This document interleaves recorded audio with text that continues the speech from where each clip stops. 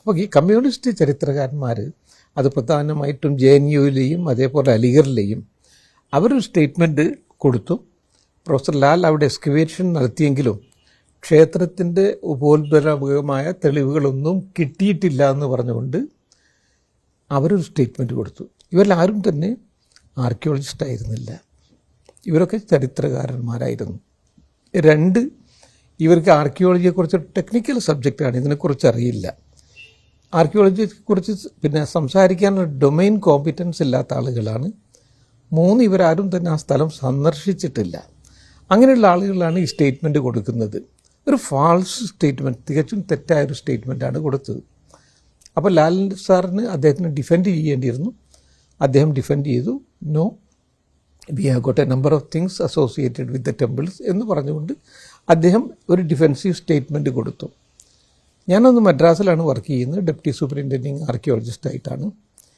ഞാൻ അതിനുശേഷം ഒരു പ്രൊഫസർ ലാലിനെ സപ്പോർട്ട് ചെയ്തുകൊണ്ടുള്ള ഒരു സ്റ്റേറ്റ്മെൻറ്റ് ഞാനും കൊടുത്തു. ഞാൻ പറഞ്ഞു, ഞങ്ങൾ ഈ സ്ഥലത്ത് ഞാൻ അദ്ദേഹത്തിൻ്റെ കൂടെ എക്സ്കവേഷൻ നടത്തിയിട്ടുണ്ട്. I was the only Muslim archaeologist who had participated in the excavation. ഈ ക്ഷേത്രത്തിൽ നിന്ന് കിട്ടിയ അദ്ദേഹം പറഞ്ഞ കാര്യങ്ങൾ മുഴുവനും ഹിന്ദു ടെമ്പിളുമായി അസോസിയേറ്റഡ് ആണ്. അതൊക്കെ ഞങ്ങൾക്ക് അവിടെ നിന്ന് കിട്ടിയിട്ടുണ്ട് എന്നുള്ള കാര്യം ആദ്യം പറഞ്ഞു വെച്ചു. രണ്ടാമത് ഒരു കാര്യം കൂടി പറഞ്ഞു, ഐ വാസ് ദ ഓൺലി മുസ്ലിം, ഞാൻ മാത്രമായിരുന്നു ഒരു മുസ്ലിമായിട്ടുള്ള ആർക്കിയോളജിസ്റ്റ് ഉണ്ടായിരുന്നത്. അതിനുശേഷം ഞാൻ പറഞ്ഞു, ഒരു മുസ്ലിമിന് മക്കയും മദീനയും എത്ര പ്രാധാന്യമുള്ളതാണോ അത്ര ഒരു സാധാരണ ഹിന്ദുവിന് പ്രാധാന്യമുള്ള സ്ഥലമാണിത്.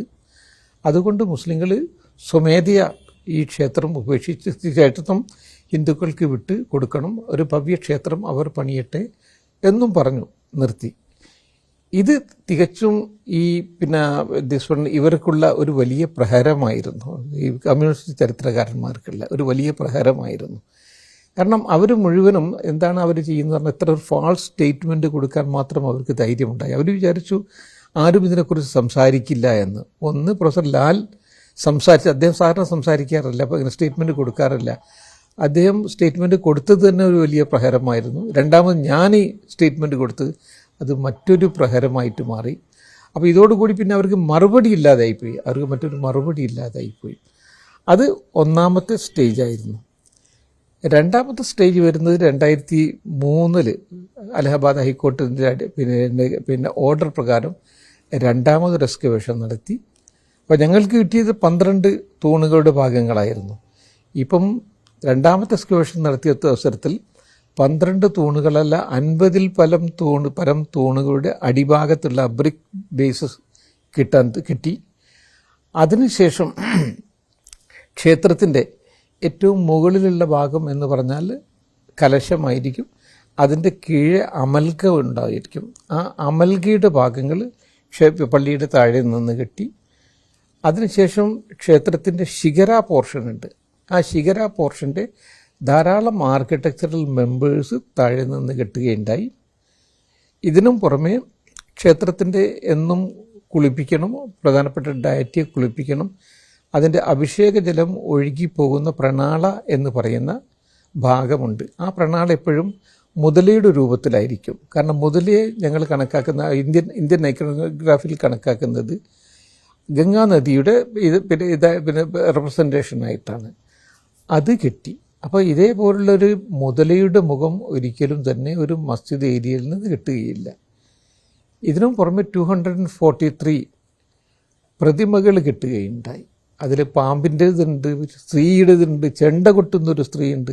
ഒന്ന് ആലോചിച്ച് നോക്കൂ, ഒരു ചെണ്ട കൊട്ടുന്ന സ്ത്രീയുടെ പ്രതിമ ഒരു പള്ളിയിൽ നിന്ന് കിട്ടാൻ സാധ്യതയുണ്ട്? ഒരിക്കലും കിട്ടാൻ സാധ്യതയില്ല.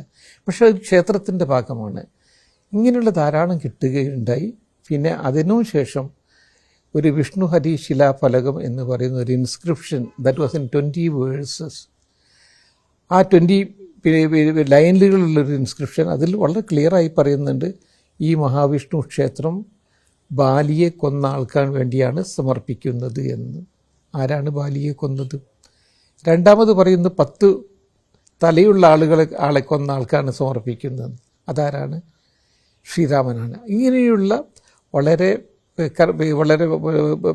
കനമുള്ള തെളിവുകളുടെ അടിസ്ഥാനത്തിലാണ് ആർക്കിയോളജിക്കൽ സർവേ ഓഫ് ഇന്ത്യ അവിടെ ഒരു ക്ഷേത്രമുണ്ടായിരുന്നുള്ള നിഗമനത്തിലെത്തിയതും അത് പിന്നീട് സുപ്രീം കോർട്ട് തന്നെ അംഗീകരിക്കുകയും ചെയ്തു. പക്ഷേ സുപ്രീം കോർട്ട് ചെയ്തൊരു വളരെ ബാലൻസ്ഡ് ജഡ്ജ്മെൻറ്റാണ്. കാരണം മുസ്ലിങ്ങൾക്ക് 2.67 ലാൻഡിന് വേണ്ടിയായിരുന്നു അവർ കേസ് കൊടുത്തിരുന്നെങ്കിൽ അതിൻ്റെ ഡബിളായിട്ടുള്ള സ്ഥലം മുസ്ലിങ്ങൾക്ക് മറ്റൊരു സ്ഥലത്ത് കൊടുത്തു. അവിടെ ഏതാനും ദിവസത്തിനുള്ളിൽ തന്നെ അവിടെ ഒരു ഭവ്യമായിട്ടുള്ള ഒരു മുസ്ലിം പള്ളിയും അതേപോലുള്ള മറ്റ് സാംസ്കാരിക സൗധങ്ങളും ഉയരുമെന്നാണ് നമുക്കുള്ള പ്രതീക്ഷ. അപ്പോൾ ഇതൊരു നല്ല ശുഭ പര്യാവസായിയായിട്ടാണ് ഇത് മാറിയിട്ടുള്ളത്. അതിന് നമ്മളെല്ലാവരും ശരിക്കും ഇതിന് പിന്നിൽ പ്രവർത്തിച്ചിട്ടുള്ളത് ഒന്ന് ഹോണറബിൾ സുപ്രീം കോർട്ടാണ്. അവരുടെ ജഡ്ജ്മെൻറ്റ് കൊണ്ടാണ് ഇത്രയും നല്ലൊരു ജഡ്ജ്മെൻ്റ് ആക്കാനും അതേപോലെ അത് മുന്നോട്ട് കൊണ്ടുപോകാനും കഴിഞ്ഞത്. ആദ്യത്തെ പര്യവേക്ഷണം അത് എങ്ങനെ തുടങ്ങിയതാണ്? അത് എന്തിനു വേണ്ടിയാണ്? ഈ ആരുടെയെങ്കിലും ആവശ്യപ്രകാരമാണോ? ഒന്നുമല്ലാതെ അത് അക്കാഡമിക് ഇൻട്രസ്റ്റ്? ഇല്ല, അത് ജസ്റ്റ് അക്കാഡമിക് ഇൻട്രസ്റ്റ്. അന്ന് ഇന്ദിരാഗാന്ധിയാണ് പ്രൈം മിനിസ്റ്റർ. പ്രൊഫസർ നൂറുൽ ഹസനാണ് അന്ന് എഡ്യൂക്കേഷൻ മിനിസ്റ്റർ. അത് ജസ്റ്റ് അക്കാഡമിക് ഇൻട്രസ്റ്റ്. ഈ പ്രൊഫസർ നൂറുൽ ഹസനും പ്രൊഫസർ ബി ലാലും അവർ രണ്ടുപേരും വളരെ ഒറ്റ സ്നേഹിതന്മാരാണ്. അപ്പോൾ ഇത് ജസ്റ്റ് ഹിസ്റ്ററി എന്ത് പറയുന്നുള്ളോ അത് മനസ്സിലാക്കാൻ വേണ്ടിയാണ് അന്ന് എക്സ്കവേഷൻ നടത്തിയത്. അതുകൊണ്ടാണ് ഈ കാര്യങ്ങളൊന്നും പ്രൊഫസർ ലാൽ ഹൈലൈറ്റ് ചെയ്യാതിരുന്നതും. കാരണം ഇത് ഹൈലൈറ്റ് ചെയ്താൽ അത് അൺനെസറിലി പ്രശ്നമുണ്ടാക്കും. അപ്പോൾ ഇത് അക്കാഡമിഷ്യൻസിന് വേണ്ടി മാത്രമായിരുന്നു അന്ന് നടത്തിയിരുന്നത്. പക്ഷെ തെറ്റുകൾ ചെയ്തത് ഈ മാർക്സിസ്റ്റ് ഹിസ്റ്റോറിയൻസാണ്. അവർ കൂടുതൽ ഔട്ട്സ്മാർട്ടാണ്, ഞങ്ങൾ കൂടുതൽ കഴിവുള്ളവരാണ്, ബുദ്ധിമാന്മാരാണ് എന്നുള്ളത് തെളിയിക്കാൻ വേണ്ടിയാണ് ഇത്തരത്തിലുള്ള ഫാൾസ് സ്റ്റേറ്റ്മെൻറ്റ് അവർ കൊടുത്തത്. അവരാണ് ഇതിനുള്ള ഈ പിന്നീട് വന്ന എല്ലാ തകരാറിനും ആരെങ്കിലും ഉത്തരവാദിയാക്കണമെങ്കിൽ അത് ഈ ചരിത്രകാരന്മാരെ ആയിരിക്കണം.